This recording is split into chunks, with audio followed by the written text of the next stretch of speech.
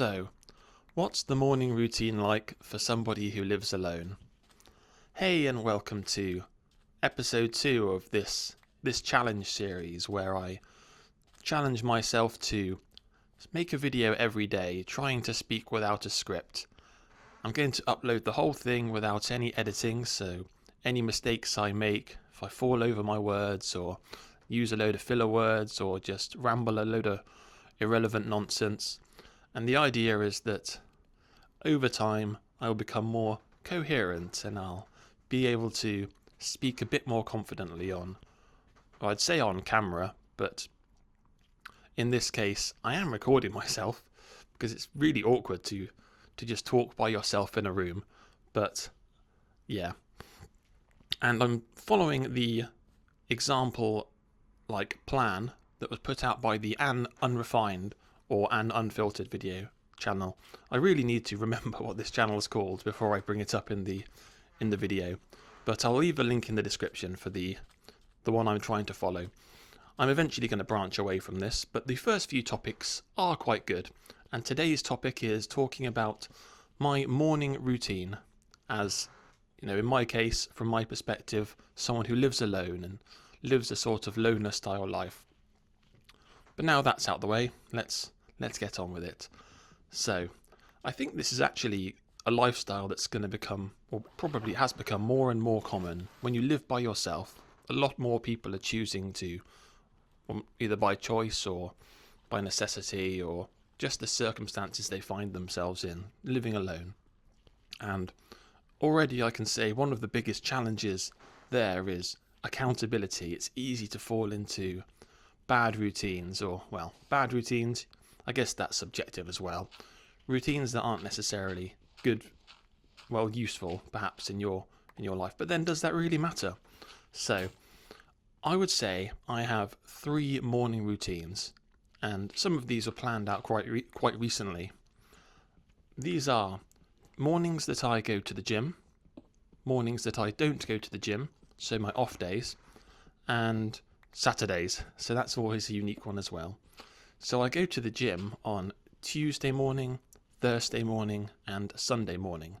So the off days are, of course, the other weekdays, so Monday, I've already forgotten this, Monday, Wednesday, Friday, and Saturday's a bit different because I don't go to work on Saturday. I work a Monday to Friday job, 9 to 5. So I'll start by going over my gym morning routines. So every morning, apart from Saturday morning, I wake up at 4:50 a.m. Now, why that really specific time? I'm not too sure at the moment. The plan is always to progress eventually to 4:30 a.m, but I seem to almost be stuck at this one time because I keep going to bed too late. I do find that, providing there are no huge issues in my life, there are no problems, I always end up falling back on this time that I wake up in the morning, so I always default to 4:30 a.m. for some reason. I don't really know why, it just seems like a good time to get up. It gives me a lot of time in the morning before work to just get on with things. In the evening, I find that I don't really do anything, and since I've stopped drinking, there's no real reason to just stay up late drinking by myself. And yeah, on gym mornings, I'll get up at 4:50 then, every morning. And the very first thing I do after turning my alarm off is I slam down a pre-workout. Now, I set up my pre-workout the morning before, and I have it just beside my bed, and I do it in a very specific way because I find measuring out pre-workout when you've just woken up, opening a bottle of water, putting it in, shaking it up, and then drinking it, can be tough when you've just woken up. I don't have the manual dexterity to do that. So I'll try and get a picture up actually. This will be my first example of some editing. A picture of what my pre-workout looks like in the morning. So I have my shaker, I put the water in, and then I float the pre-workout in it in some sort of screw-on container that would originally be on the bottom of the protein shaker. And that way all I have to do is shake it, and it pretty much mixes. You don't get all of it because some of it gets stuck underneath the insert that's floating inside the shaker, and then you drink it.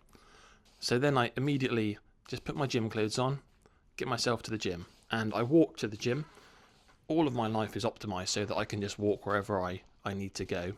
And nothing is more than a 10-minute walk away. I haven't got a car or anything. I don't need one. I live in a small city. Well, I guess most cities in the UK are relatively small, apart from the big couple.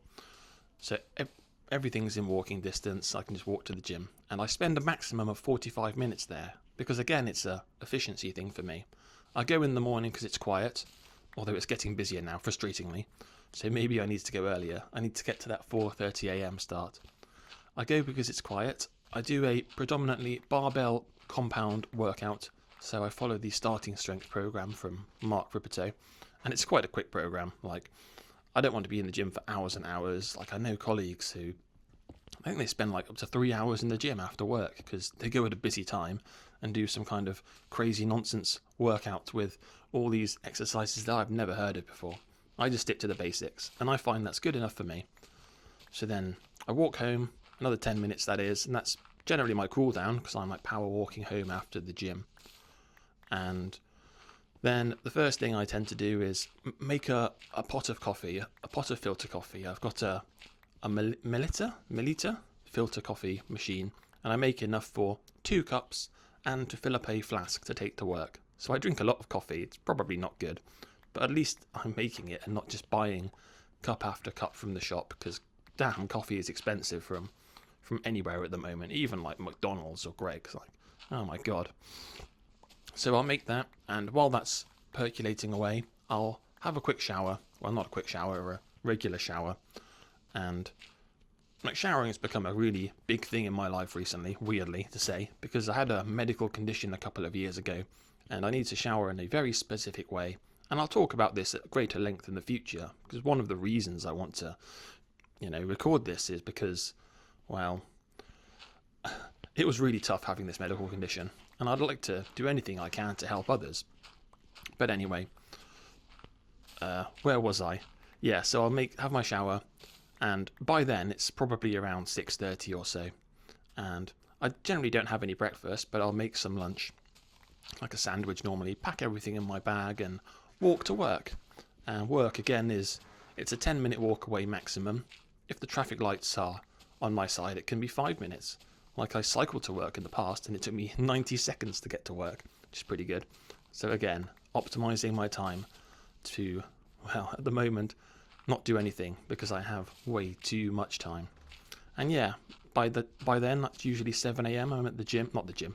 I'm at work and I'm in the office. I start work at 8, but I like to get in at 7 because I like to record these videos.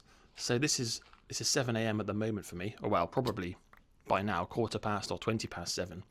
And there's nobody here because no one comes to work until like usually after their start time. So I have the whole office to myself, so I can record and chat away about all this. And yeah, that's my morning routine. I start at 8 and get on with things. When it comes to the non-gym days, the only change really is I don't go to the gym. And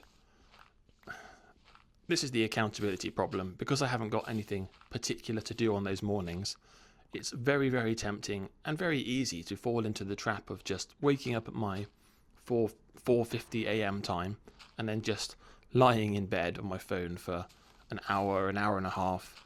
It's not good. So I really, really do need to sort that out so I'm actually doing something useful in the morning. Even if it is getting up, having my shower, preparing all my lunch and coffee and such, because I'll still prepare my coffee, and then doing something productive online or so, or tidying the house, anything useful, anything that's going to be more than just lazing around in bed on my phone. Because I guess it's not bad because it's not negatively impacting me, but I just get this niggling feeling inside me that you shouldn't be lying on your phone in bed for like an hour and a half in the morning.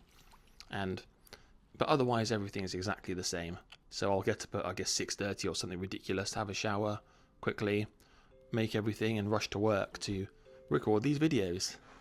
And the final one is on Saturday. So the Saturday morning one is almost the worst in that respect because I haven't got work. So again, the accountability is massively weighing on me there.